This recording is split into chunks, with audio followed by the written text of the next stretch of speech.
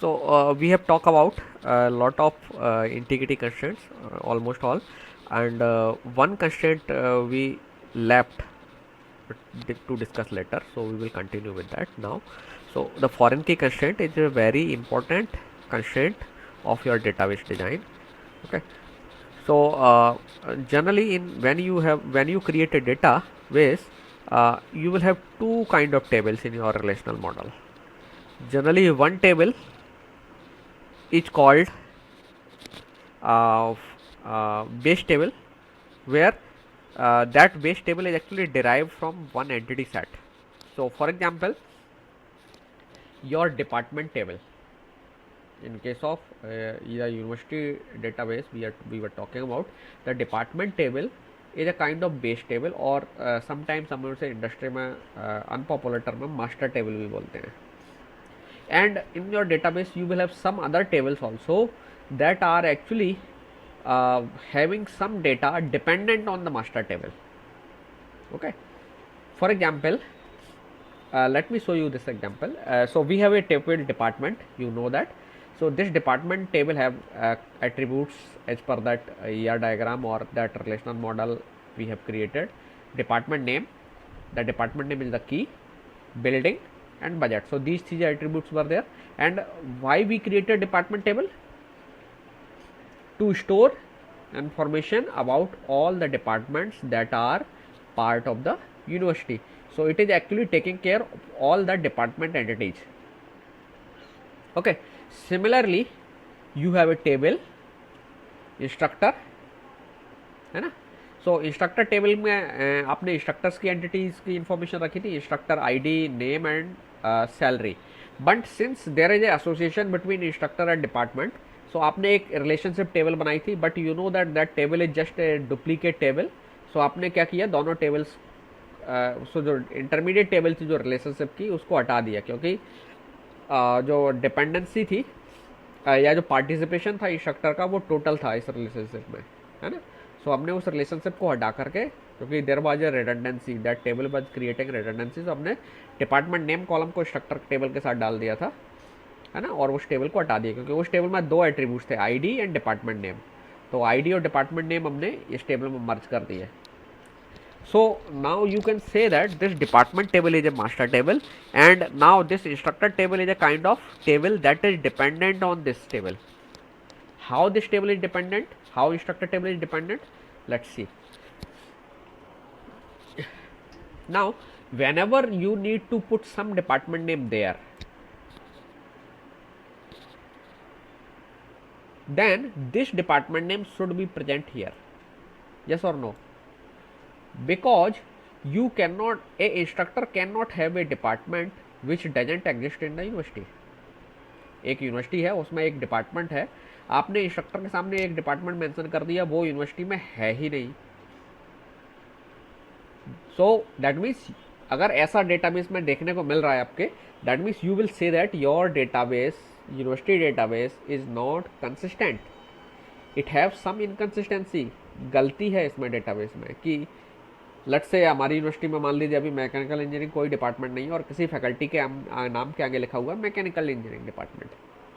किसी क्लर्क ने एंटर कर दिया इंस्ट्रक्टर टेबल में डेटा और डिपार्टमेंट मैकेनिकल इंजीनियरिंग डाल दिया, या कंप्यूटर साइंस है, कंप्यूटर साइंस इंजीनियरिंग डाल दिया. कंप्यूटर साइंस इंजीनियरिंग कोई डिपार्टमेंट नहीं है अब यूनिवर्सिटी में, बट स्टिल ही और she have entered this data.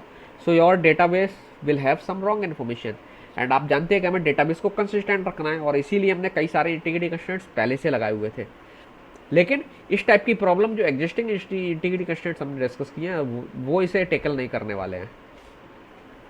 Okay, so now we need a another kind of constraint जो दो टेबल्स के अक्रॉस लग सके. अभी तक के जो इंटीग्रिटी कंस्ट्रेंट्स हमने डिस्कस किए थे, those were can be applied within a table, but across table this is the only constraint that can be applied. दो टेबल्स के बीच में हम लगाएं इसको. So how this constraint works और what is the need of this constraint is that कि now अब जब भी हम इस टेबल में कोई भी डिपार्टमेंट नेम एंटर करेंगे, so suppose we are going to either inserting a record और let's say updating a record जिसमें हम डिपार्टमेंट नेम को चेंज कर रहे हैं या नया डिपार्टमेंट को एंटर करा रहे हैं. So that department name should be checked before doing any modification that department name is available here or not. So जब भी कोई क्लर्क मान लीजिए इंस्ट्रक्टर टेबल में कोई डेटा एंट्री कर रहा है तो उस एंट्री को फाइनल करने से पहले, दैट मीन्स डेटाबेस में सेव करने से पहले, योर सिस्टम शुड चेक कि जो डिपार्टमेंट नेम एंटर किया गया है वो पहले से है डिपार्टमेंट टेबल में या नहीं. अगर है that means things are okay as per the design. अगर नहीं है that means you have detected an inconsistency. एक वैसा मॉडिफिकेशन आपने डिटेक्ट कर लिया जिसमें जो इनकन्सिस्टेंसी की तरफ ले जाएगा, क्योंकि ऐसा डिपार्टमेंट नेम आप एंटर कर रहे हैं जो है ही नहीं. ओके सो ये कैसे कैप्चर किया जाए, तो इसके लिए हम क्या करते हैं, फॉरेन की का कॉन्सेप्ट यूज करते हैं. So in case of foreign key constraint, what foreign key does, foreign key constraint जब आप लगा लेंगे then whenever you will insert anything in this column, especially in this column, that will be verified whether this value is there or not. If value is there, the insertion will be allowed. Value is not there, insertion will not be allowed. Okay, so this kind of relationship actually between the tables also called parent child relationship or set superset relationship, subset subset relationship. Now set subset के matter से थोड़ा सा और अच्छे से आपको समझ में आएगा. यहाँ पर जितने भी डिपार्टमेंट नेम आएंगे उनका एक सेट अज्यूम करिए that have a set. So obviously each column की जो वैल्यूज है उसका भी एक सेट होता है. So this is a set and this is also a set. Now there should be always a relationship between these two sets. क्या होना चाहिए कि दिस सेट, दिस माउस से मैं हाईलाइट कर रहा हूँ, this set should be the either superset of this set or equal to this set. That means instructor table का डिपार्टमेंट नेम जो कॉलम है should be proper, should be a subset of this. Let me write like that.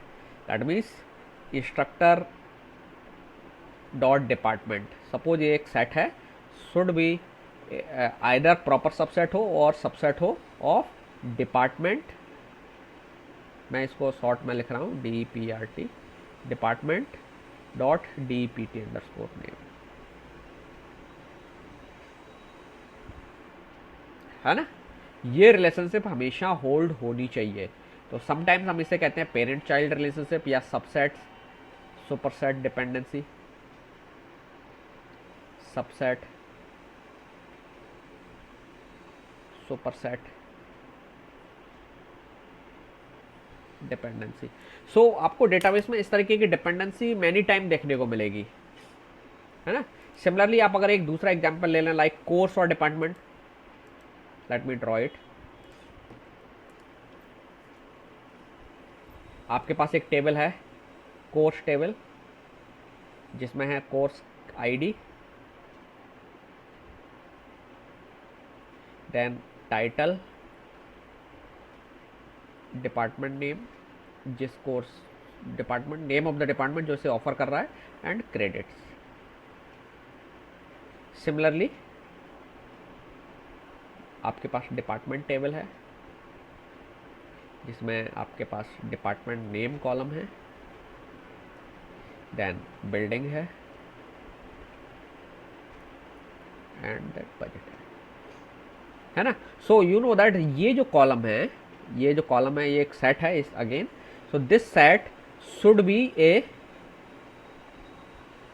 Either proper subset और ए subset of this set, है ना. क्योंकि ये सो now you can say that this table is behaving like a master table, this is a kind of slave table या subset superset dependency दोनों के बीच है, या पेरेंट चाइल्ड रिलेशनशिप है. हम इसे कई बार पेरेंट चाइल्ड टेबल भी बोलते हैं. This will be called parent table and it will be called child table. और हम क्या चाहते हैं करेक्टनेस के लिए, वी वांट दैट जब भी इसमें कोई मॉडिफिकेशन हो उस मॉडिफिकेशन को करने से पहले यहाँ उसे क्रॉस चेक कर लिया जाए. Okay so we want to put a cross check there so that हमारा डेटाबेस कंसिस्टेंट स्टेट में रहे. So this cross check is enabled with the help of foreign key constraint. ठीक है, लगाते कैसे हैं वी हैव सीन ऑलरेडी, आप लोग देख चुके हैं फॉरेन की कंस्ट्रेंट. आप we have done that also. Okay so now इस टेबल में जब हम फॉरेन की कंस्ट्रेंट लगा देंगे, so this column department name in the instructor table will be called foreign key and this column will be called reference key. And sometimes इसे हम referential integrity constraint भी बोलते हैं इस कंस्ट्रेंट को, कि यहाँ जब भी कोई भी एंट्री हो वो यहाँ क्रॉस चेक की जाए। सो दिस कंस्ट्रेंट जो हमने क्रॉस चेकिंग के लिए जो कंस्ट्रेंट इम्पोज किया है डेटाबेस पर, this is called referential integrity constraint, क्योंकि इसमें रेफरेंस की इन्वॉल्व है। So this is called reference key, this is called foreign key, ठीक है। And this whole constraint is known as foreign key constraint. And ऐसे कैसे impose करते हैं, we have seen that create table instructor, आपने table बनाई, where कर 40 department name something specify कर दिया, एंड कंस्ट्रेंट का नाम आपको देना है तो कंस्ट्रेंट का नाम कीवर्ड, कंस्ट्रेंट कीवर्ड लिखिए, कंस्ट्रेंट का नाम दीजिए, ऐप के अंडरस्कोर डिपार्टमेंट नेम अगर आप अपना नाम देना चाहते हैं, देन फॉरेन की ब्रैकेट में डिपार्टमेंट नेम। सो डिपार्टमेंट नेम टेबल जो आपकी करंट टेबल में फॉरेन की का काम कौन करने वाली है, डिपार्टमेंट नेम, ठीक है। इस टेबल का department name is going to be a foreign key. And जब चूंकि फॉरेन की के करस्पॉन्डिंग एक और की होती है रेफरेंस की जिसको हम बोलते हैं, so that reference key should also be available and it is also required that this reference key should be the key in the master table और it may be a prime attribute, है ना। Generally ये key होती है but rarely it can be prime attribute. So references आपने लिखा and किस tables को रेफर कराना है, दैट मीन मास्टर टेबल या पेरेंट टेबल कौन है, सो department is the parent table and name department name आपने लिख दिया, ठीक है। So this is how you can specify, there is another way, आप इसे ऐसे भी रेफरेंस लिख सकते हैं, department name varchar 50 references department and department name. So दोनों में से कोई एक तरीके से आप स्पेसिफाई कर सकते हैं। इसको हम कहेंगे कि हमने फॉरेन की को कॉलम कंस्ट्रेंट के तौर पर लगाया है, यहाँ हम कह रहे हैं टेबल कंस्ट्रेंट के तौर पर लगाया है, वर्किंग एग्जैक्टली सेम है, देयर इज नो डिफरेंस, ठीक है। So this is called foreign key constraint, okay. Now इसमें एक टर्म कभी कभी आपको देखने को मिलेगी, that is known as dangling tuple. एक आपने बुक में जब आप पढ़ेंगे तो एक टर्म आपको देखने को मिलेगी, dangling tuple, sorry dangling tuple, ठीक है। सो let me explain it. So dangling tuple का मतलब ये है कि आप एक ऐसा टपल जिसमें जो फॉरेन की वैल्यू है वो रेफरेंस की में अवेलेबल नहीं है। So for example suppose that आपने इंस्ट्रक्टर टेबल में एक ऐसा इंस्ट्रक्टर का वैल्यू इंसर्ट कर दी 101, इंस्ट्रक्टर नेम लेट से अल्बर्ट एंड डिपार्टमेंट नेम आपने लिख दिया लेट से CSE, और CSE नाम से कोई डिपार्टमेंट नहीं है, और सैलरी आपने लिख ली $1,20,000 समथिंग। और अगर आपने इंस्ट्रक्टर टेबल में ऐसा रिकॉर्ड डाल दिया, ना आपको मालूम है कि ये डिपार्टमेंट टेबल में एग्जिस्ट नहीं करता है, तो this kind of tuple is known as dangling tuple, जिसमें कुछ वैल्यू रॉन्ग है, some wrong value are there. So ये कब पॉसिबिलिटी बनती है, जब आप फॉरेन की कंस्ट्रेंट नहीं लगाते हैं, क्योंकि जब आप इंस्ट्रक्टर टेबल पर कोई भी फॉरेन की कंस्ट्रेंट नहीं लगाएंगे तो आप इंस्ट्रक्टर टेबल में कुछ भी डिपार्टमेंट नेम एंटर करिए, database is not going to stop you और it is not going to make any complain. So जो फॉरेन की का काम है वो इस तरीके के डैंगलिंग टपल्स को रोकना है, because these tuples are actually these tuples contain inconsistent data, okay.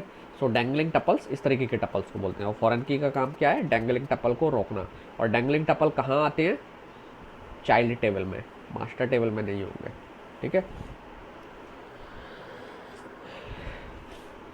So this is the objective of foreign key constraint and we have seen that this is how we specify. क्या what dangling tuple का मतलब है कि एक ऐसा tuple जिसमें wrong information है, ठीक है। तो इंस्ट्रक्टर टेबल में मान लीजिए एक ऐसा रिकॉर्ड आपने इंसर्ट कर दिया जब फॉरेन की कंस्ट्रेंट नहीं लगाए तब, और क्वाइट पॉसिबली आप ऐसा कर सकते हैं जिसमें आपने इंस्ट्रक्टर की आईडी दी, नाम दिया और एक डिपार्टमेंट का नाम ऐसा मेंशन कर दिया जो आपकी यूनिवर्सिटी में एग्जिस्ट ही नहीं करता है, जिस यूनिवर्सिटी का डेटाबेस है उसमें वो नाम एग्जिस्ट ही नहीं करता है, ठीक है। उस नाम से कोई डिपार्टमेंट नहीं है, चाहे वो आपने विलिंगली किया हो, अनविलिंगली किया हो, एक्सीडेंटली किया हो। सो इस तरीके का टपल अगर आपकी टेबल में आ गया तो हम ऐसे टपल को बोलते हैं डैंगलिंग टपल। और फॉरेन की का काम ही यह है कि इस तरीके के टपल्स को रोकना, because this tuple is making your database inconsistent, ये रॉन्ग बना रहा है आपके डेटाबेस को, क्योंकि ये डिपार्टमेंट मान लीजिए यूनिवर्सिटी में था ही नहीं, और आपके में टेबल दिखा रही है कि ऐसा डिपार्टमेंट है जिसमें फैकल्टी भी है, तो ओबियसली ऐसा हो सकता है कि डिपार्टमेंट में फैकल्टी हो और वो डिपार्टमेंट यूनिवर्सिटी में ना हो, है ना, नहीं हो सकता। तो such type of tuples that convey some wrong information is called dangling tuple, और डैंगलिंग टपल को हटाने का तरीका है फॉरेन की कंस्ट्रेंट लगाना। सो जो टेबल्स जिनके बीच में कनेक्शन होना चाहिए मास्टर स्लेव का, वो कनेक्शन हम फॉरेन की से इम्पोज करते हैं, ठीक है।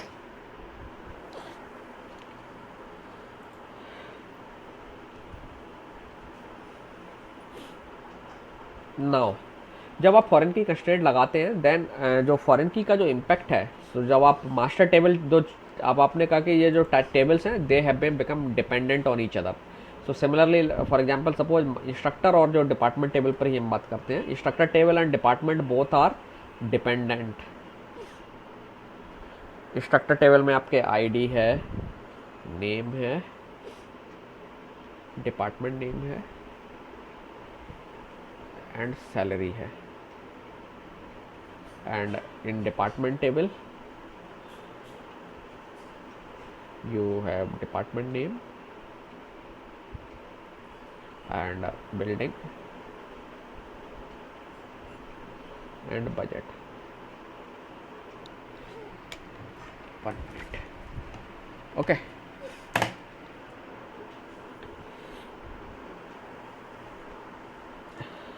Now something interesting is there. Now suppose करिए कि एक यूनिवर्सिटी, इस यूनिवर्सिटी में एक मान लीजिए डिपार्टमेंट है म्यूजिक, एंड म्यूजिक डिपार्टमेंट में 4 फैकल्टीज आर देयर, ठीक है।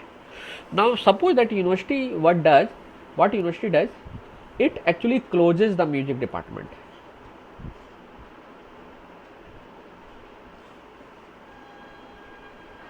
ना यूनिवर्सिटी डिपार्टमेंट ये म्यूजिक क्लोज हो गया, तो ओबियसली यूनिवर्सिटी क्या करेगी, या तो ये फैकल्टीज़ को निकाल देगी या इनको किसी और डिपार्टमेंट में मूव कर देगी और डिपार्टमेंट को क्लोज कर देगी, है ना।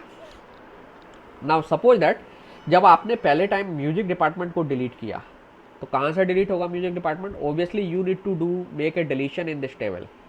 आप एक डिलीशन कमांड इशू करेंगे और म्यूजिक डिपार्टमेंट को इसमें से डिलीट कर देंगे। लेकिन जैसे ही आपने म्यूजिक डिपार्टमेंट डिलीट किया, आप देख रहे हैं आपका डेटाबेस में इनकंसिस्टेंसी आ गई। क्यों? क्योंकि उस इंस्ट्रक्टर्स के नाम यहाँ अवेलेबल हैं अभी। दैट मीन्स 4 फैकल्टीज थे, तो 4 instructor names will be there that will having department music. And आप जानते हैं कि जब मैंने इस टेबल में डिलीशन कर दिया, सो इस यहाँ पर डिलीशन होते ही यहाँ की जो इन्फॉर्मेशन है वो रॉन्ग हो गई, इनकंसिस्टेंट हो गई। नाउ अब क्वेश्चन अराइज होता है how you will deal with this inconsistency. So obviously या तो आप ये करें कि इन चारों इंस्ट्रक्टर्स के नेम को यहाँ से डिलीट कर दें, वन ऑप्शन।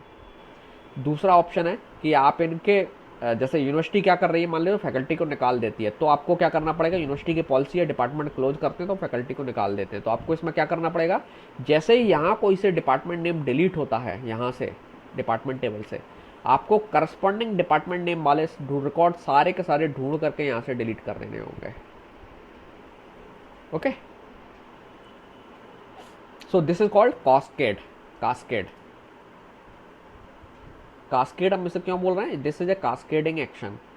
क्यों है? क्योंकि एक जगह डिलीशन से दूसरी जगह डिलीशन होने जा रहा है, या फिर हो सकता है यूनिवर्सिटी की पॉलिसी हो कि हम डिपार्टमेंट फैकल्टी को निकालेंगे नहीं, उन्हें किसी दूसरे डिपार्टमेंट में शिफ्ट कर देंगे। सो लेट्स से हमने म्यूजिक डिपार्टमेंट को बंद करके सारी फैकल्टी को, ये जो चारों थे उनको आर्ट डिपार्टमेंट में शिफ्ट कर दिया।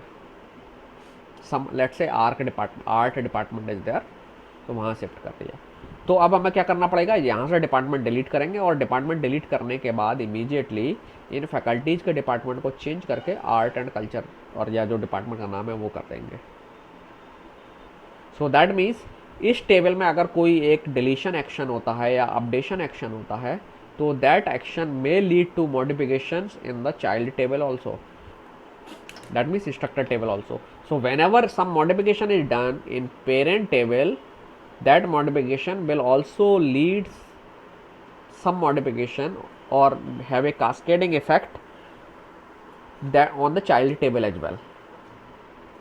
ठीक है, ये जो कास्केड है इसको भी आपको ज़रूरत पड़ने पर हो सकता है स्पेसिफाई करना पड़े। इसके लिए अभी प्रोविज़न है, we will talk about that कि ये हम जब टेबल्स बनाते हैं तो कैसे इनका ये एक्शन को स्पेसिफाई करेंगे कि इस तरीके के केस में कैसे हैंडल करना है चाइल्ड टेबल को मॉडिफिकेशंस को। ठीक है, so this is called cascade. Now sometimes cascade जो है ना वो डेंजरस भी हो सकता है। कैसे कैसे डेंजरस हो सकता है, let me tell you.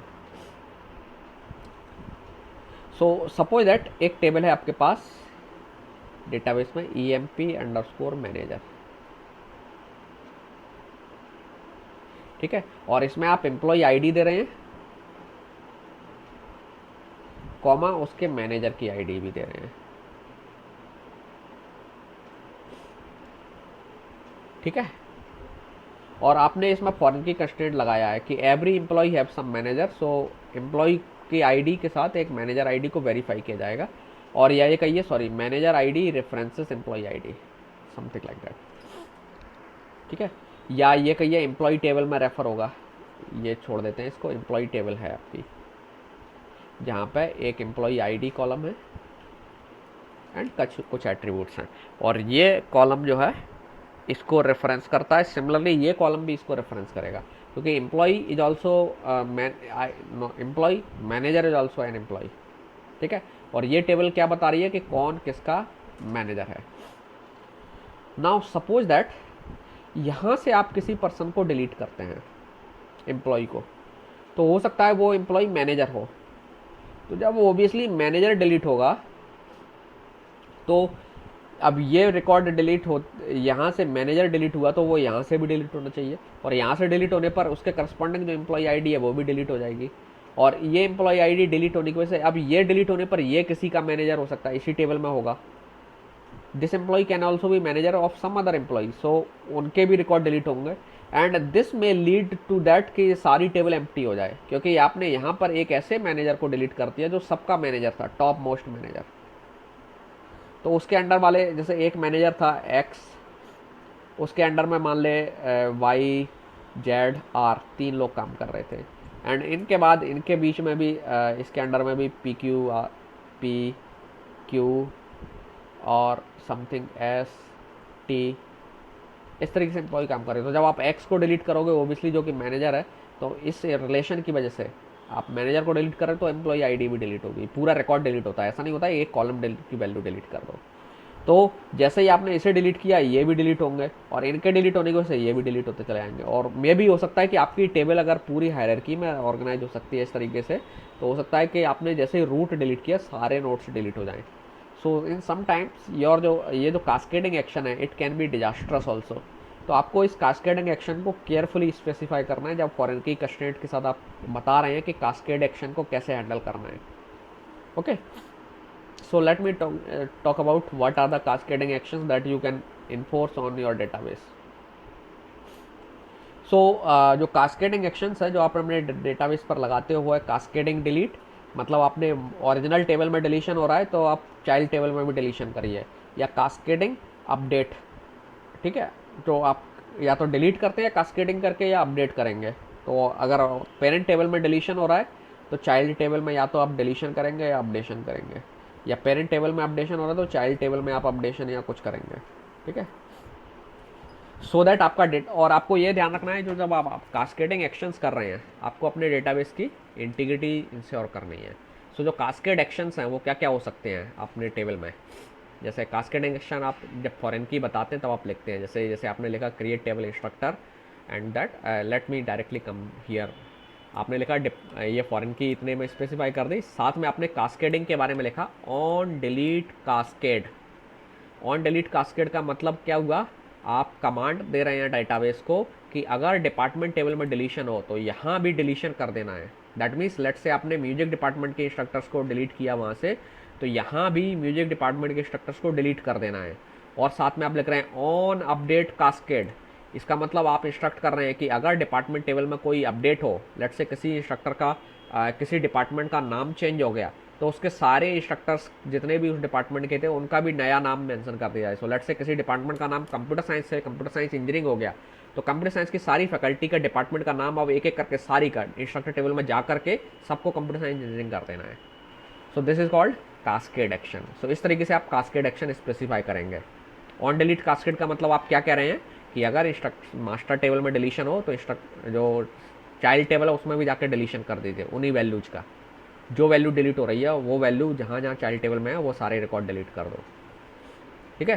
So cascade में यही दो ऑप्शन नहीं और भी हैं। आप कास्केड लिख सकते हैं, on delete cascade, on delete no action भी लिख सकते हैं। इसका मतलब अगर चाइल्ड टेबल में डिलीशन, पेरेंट टेबल में डिलीशन हो गया तो चाइल्ड टेबल में आप डिलीशन मत करिए।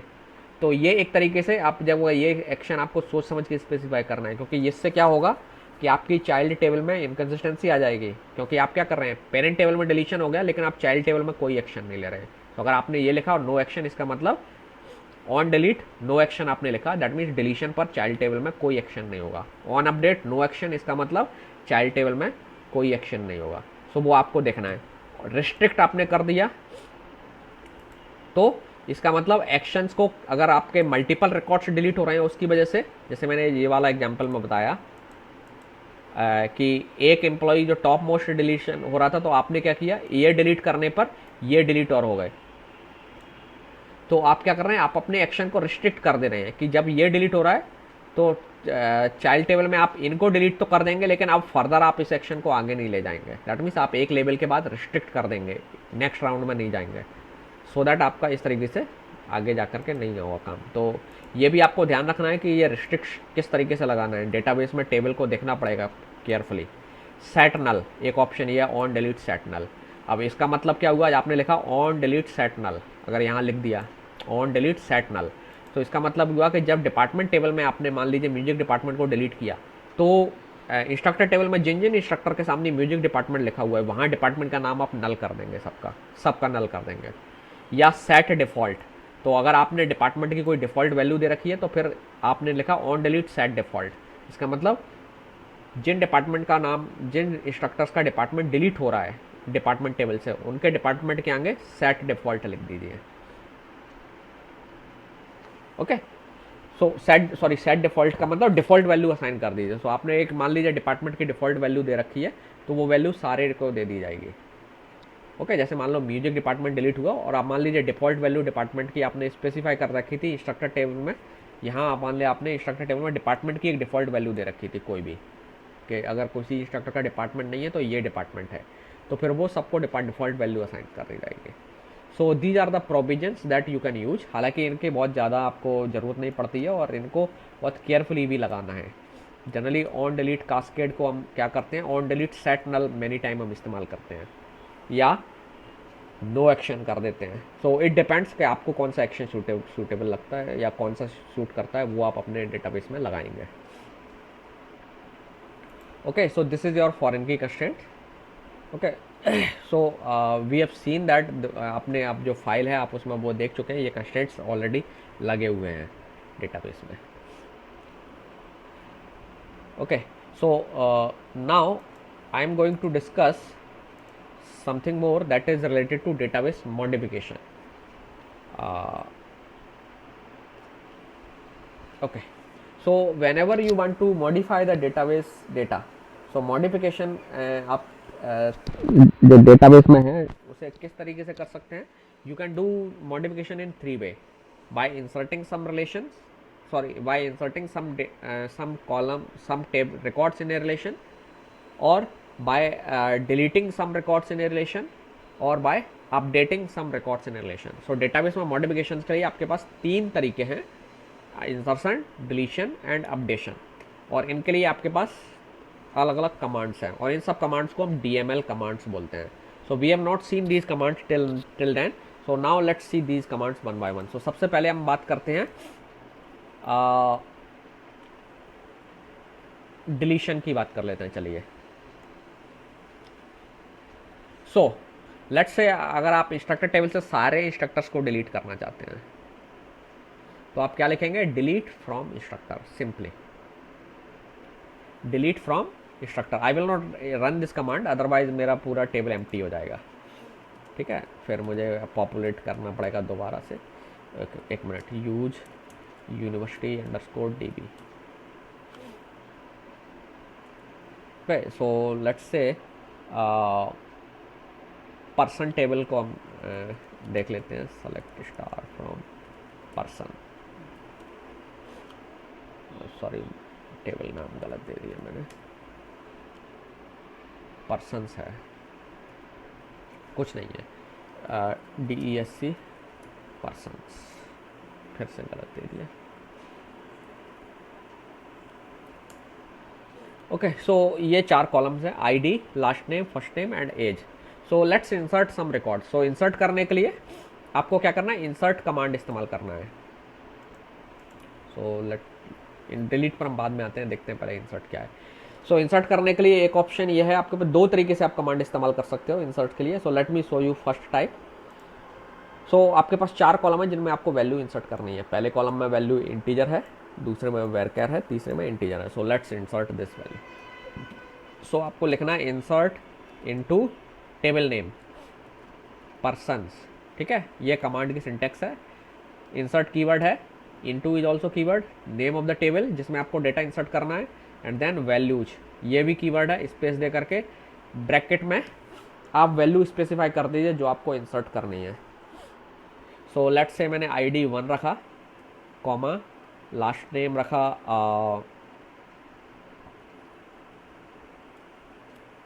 राज, और फर्स्ट नेम रखा विजय है, और लेट्स से एज रखो, एज है 30, और कॉलम नेम, ठीक है। 1 रो अफेक्टेड, टाइम भी आपको बता दिया कितना टाइम लगा इंसर्शन करने में। So now you if you see you will see 1 record there, ठीक है। so this is how you can do insertion. now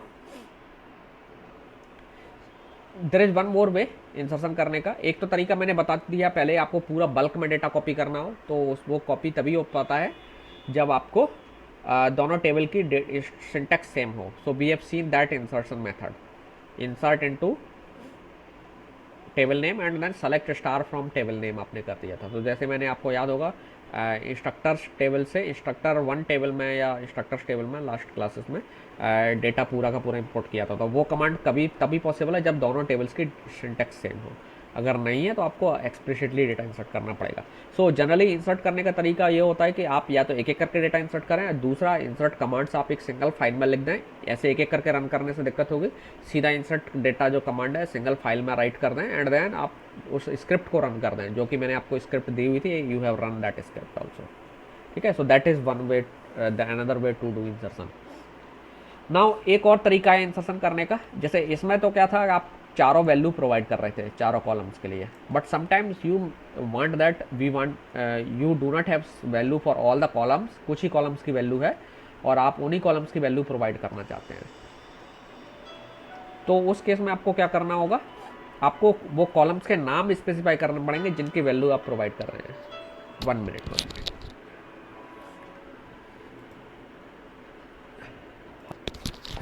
Okay, so what was saying, I was saying, let me show you. So suppose that now I want to insert a record, लेकिन इसमें मैं person का as enter नहीं करना चाहता हूँ। So what you will do, select sorry insert into table name persons. अब आपको कॉलम्स के नाम बताना पड़ेंगे जिन जिन कॉलम की आप वैल्यू दे रहे हो, ठीक है। आप कॉलम्स के ऑर्डर भी बदल के दे सकते हो। सो लेट्स से जैसे मुझे पहले लास्ट नेम प्रोवाइड करना है तो मैंने लिखा लास्ट नेम, पहली वैल्यू जो मैं प्रोवाइड करने जा रहा हूँ इस कमांड में वो लास्ट नेम सबसे पहले लिखूंगा मैं, देन मैं ID प्रोवाइड करूँगा let's say, and then I will provide first name, okay. और यही 3 वैल्यू मैं देने जा रहा हूँ, ठीक है। सो वैल्यूज नाउ, अब आपको लास्ट नेम क्योंकि आपने पहले लिखा है यहाँ पर पहले, सो आपको लास्ट नेम पहले देना पड़ेगा, okay.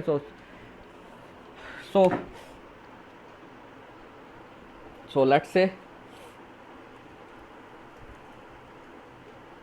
Last name, then ID let's say 2 and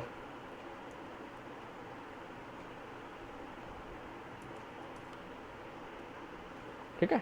और एज मैं ऑफर नहीं कर रहा हूँ, एज की वैल्यू नहीं दे रहा हूँ। अच्छा, और ध्यान रखना है अब आप कोई वैल्यू को स्किप कर रहे हो तो उसमें नल अलाउड होना चाहिए दिस वे, ठीक है। सो आप देखेंगे वैल्यू इंसर्ट हो गई प्रॉपरली, और now you can see the out data, ठीक है। लास्ट नेम वाली वैल्यू लास्ट नेम में चली गई, फर्स्ट नेम वाली फर्स्ट में चली गई, यहाँ नल अपने आप डेटाबेस ने एक्सेप्ट कर लिया। ओके, आप चाहते तो अगर आप ये कॉलम्स जिस ऑर्डर में टेबल में कॉलम है उसी ऑर्डर में वैल्यू दे रहे हैं और सारी वैल्यू दे रहे हैं, तो आपको ये वाला पार्ट फिर नहीं लिखने की ज़रूरत होती है, ऑप्शनल होता है। Okay, so this is how insert command works, बहुत आसान है।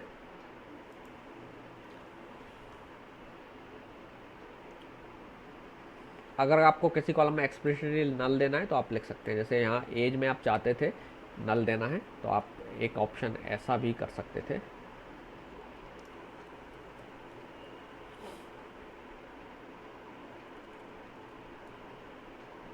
आईडी आपको चेंज करना पड़ेगी, लेट्स से 4, ठीक है। ऑटोमेटिकली आपने यहाँ नल वैल्यू दे दिया आखिरी। तो आप चूंकि आप चारों वैल्यू प्रोवाइड कर रहे थे और उसी ऑर्डर में प्रोवाइड कर रहे हैं जिस ऑर्डर में कॉलम्स हैं टेबल में, तो आपको कॉलम्स के नाम देने की ज़रूरत नहीं है, ठीक है।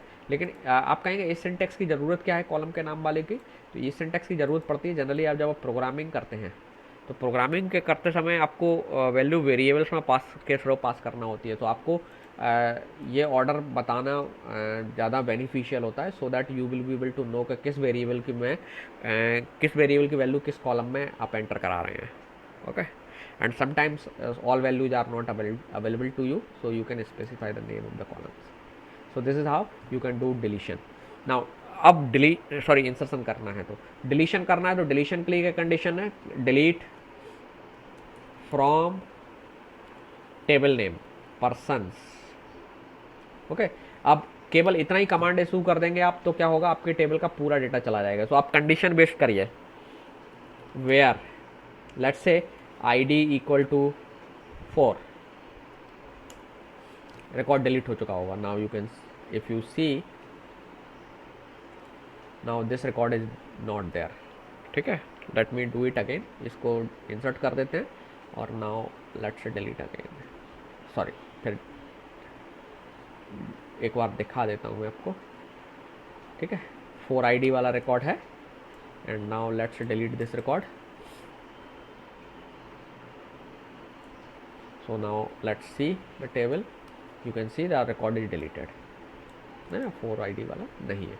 सो जनरली डिलीट जो कमांड है तो आप दोनों तरीके से इस्तेमाल कर सकते हैं, वेयर क्लॉज इस्तेमाल कर सकते हैं। तो वेयर क्लॉज में क्या होगा, फिर all those records that are satisfying the condition in where clause will be deleted, okay, and if you do not provide where clause, then it database automatically assumes that condition is 1, where clause की condition 1 है, that means that condition is true for each and every record, so it will delete all the records in the table, ठीक है। सो delete command के समय आपको ध्यान रखना है कि इस तरीके से बिना कंडीशन के आपको डिलीशन नहीं करना है, बिना कंडीशन वाला डिलीशन कर देंगे तो आपकी पूरी टेबल एम्प्टी हो जाएगी, ठीक है। फिर आपके लिए प्रॉब्लम होगी डेटा को रिकवर करने में।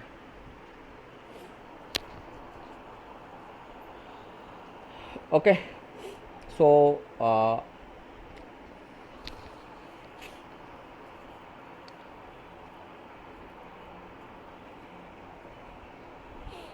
नाउ ये एक तो तरीका था डिलीट क्लॉज को इस तरीके से डिलीट करने का। नाउ समटाइम्स आप एक particular set of particular set of values की जो रिकॉर्ड्स हैं उनको डिलीट करना चाहते हैं। फॉर एग्जांपल इंस्ट्रक्टर टेबल से आप उन रिकॉर्ड्स को डिलीट करना चाहते हैं जिनका लेट्स से डिपार्टमेंट नेम या तो मैथमेटिक्स हो या कंप्यूटर साइंस हो। Okay, so let me show tables. I have a table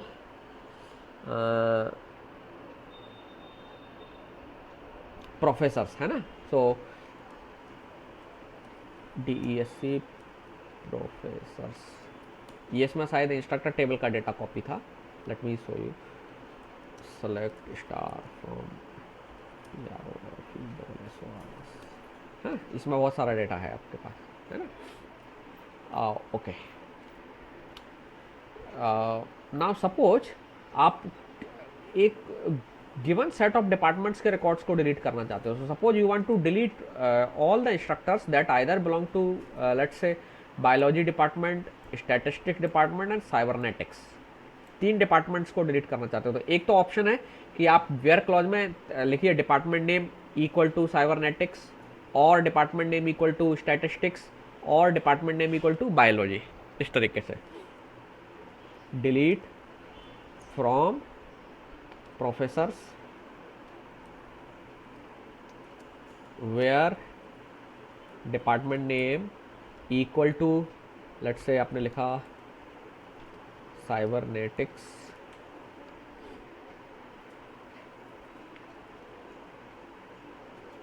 और department underscore name equal to biology or department underscore name equals let's say English ले लेते हैं. ठीक है, मैं भूल गया मैंने कौन सा चूज किया था नाम, पहले आपको बोला था. ये है. तो इस कमांड से क्या होगा, लेट मी चेक कमांड में कोई टाइपोज तो नहीं है. Department name equal to English और बायोलॉजी एंड साइबरनेटिक्स. ये आप देख रहे हैं कि this command is quite lengthy. Oh sorry. Okay, so this command requires lot of typing effort. तो इसका एक अल्टरनेट आपके पास है. आप क्या कर सकते हैं, इन क्लॉज का इस्तेमाल कर सकते हैं. Delete from professors where department name in, और इन क्लॉज में आप सेट ऑफ वैल्यूज स्पेसिफाई कर दीजिए. सो आप इसमें मल्टीपल वैल्यूज स्पेसिफाई कर सकते हैं. सो लेट्स से cybernetics comma BIOLOGY biology and let's say geology लिख देते हैं, GEOLOGY.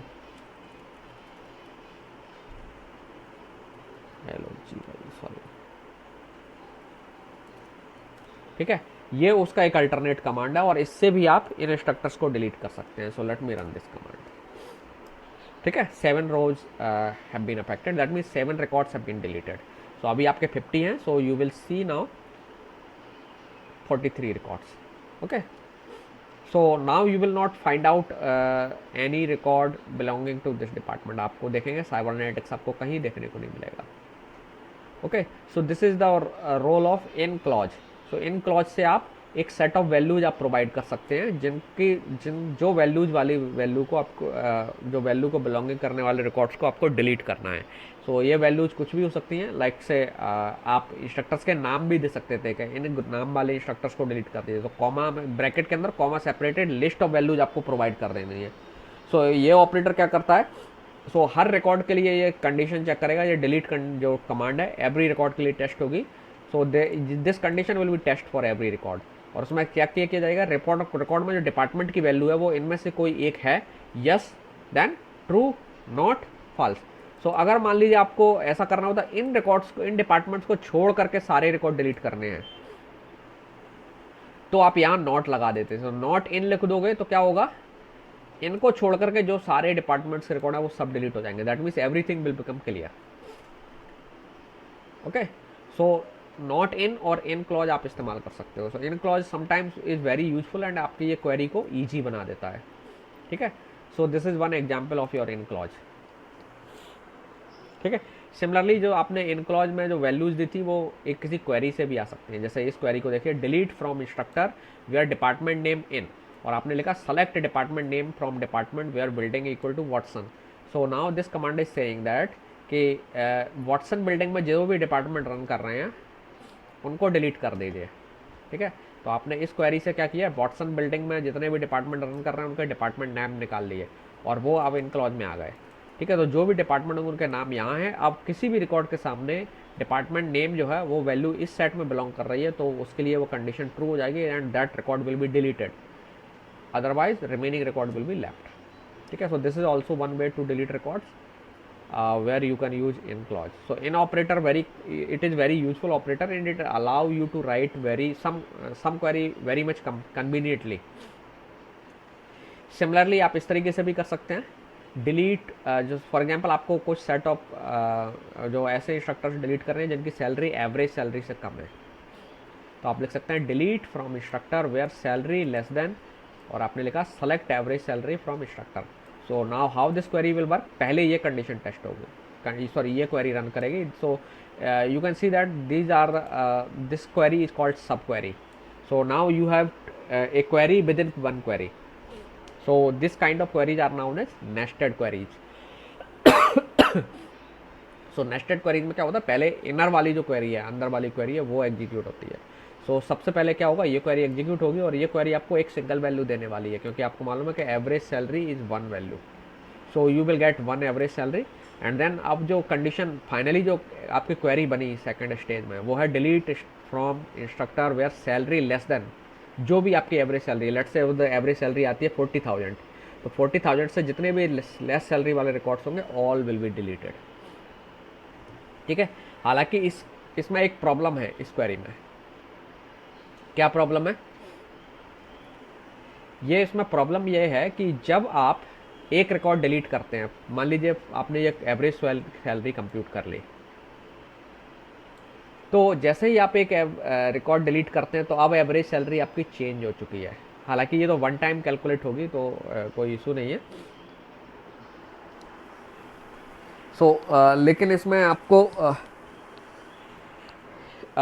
ये देखना है कि हालांकि डेटाबेस इसमें इस क्वेरी को एक ही बार कंप्यूट करेंगे, पहले ये कंप्यूट हो जाएगी. अगर मान लीजिए ये क्वेरी हर टाइम कंप्यूट हो, इसके साथ साथ कि हर रिकॉर्ड के लिए कंप्यूट हो, रिकॉर्ड के डिलीशन के टाइम पर ये सैलरी कंप्यूट होगी, तो क्या होगा, ये इनएफिशिएंट भी होगा और आपका डेटाबेस में डिजास्टर भी क्रिएट हो सकती है. कैसे? क्या होगा कि एक रिकॉर्ड डिलीट हुआ आपका जैसे ही, तो क्या होगा, एवरेज सैलरी चेंज हो जाएगी, और अब हो सकता है कोई नए रिकॉर्ड्स, नए सेट ऑफ रिकॉर्ड्स उस क्राइटेरिया में आ जाए और वो रिकॉर्ड डिलीट हो जाए, और रिकॉर्ड के डिलीट होने के बाद फिर से एवरेज चेंज हो गया और नए क्राइटेरिया में नए रिकॉर्ड्स आ जाए. ठीक है. सो इसमें जो है ना, आपको इस कमांड को यूज करते समय ध्यान देना है. ठीक है. सो एसक्यूएल जो है इसका सॉल्यूशन क्या निकालता है, ध्यान रखना इसमें दो पॉसिबिलिटी थी. जो पहला जो काम था वो एसक्यूएल करता है, लेकिन मैं दूसरा पॉसिबिलिटी ये बता रहा हूँ कि जैसे इम्प्लीमेंटेशन अगर इसको ऐसे भी किया जा सकता था ना, कि आपने पहला रिकॉर्ड, you go to the first record of the table, you compute average salary at that time, और आपने देखा क्या है एवरेज सैलरी, तो एवरेज सैलरी लेट से 50,000 थे इस टाइम पर. अब आपने उस रिकॉर्ड को डिलीट कर दिया. नाउ अब जो बचे हुए रिकॉर्ड्स हैं, अब आप नेक्स्ट रिकॉर्ड पर गए. अब नेक्स्ट रिकॉर्ड पर जाने के बाद आपने देखा कि इसके लिए अब एवरेज सैलरी क्या है, और आपने वो एवरेज सैलरी कंप्यूट की, और अब उससे देखा कि नया रिकॉर्ड है, ये भी इस एवरेज सैलरी के रेंज में आ गया, नए एवरेज में, तो आपने इसे भी डिलीट कर दिया. ठीक है. तो इसमें आपको डिफरेंट सेट ऑफ रिजल्ट्स मिल सकते हैं. किस तरीके से? एक तो एक रिजल्ट ऐसे मिलेगा जो जनरली एसक्यूएल करती है, वो इस क्वेरी को एक ही बार कंप्यूट करती है, तो you have one fix average value, so जो एसक्यूएल फॉलो करती है. लेकिन एक दूसरा अगर अल्टरनेटिव इम्प्लीमेंटेशन आप इस्तेमाल करते हैं, डेटाबेस इम्प्लीमेंट करता, तो उसमें डिजास्टर हो सकती थी. ठीक है. हालांकि ये वाला इम्प्लीमेंटेशन इस्तेमाल नहीं होता है, ये तो जस्ट फॉर आपकी अंडरस्टैंडिंग के लिए मैंने बताया. ओके. सो आज यहीं क्लोज करते हैं.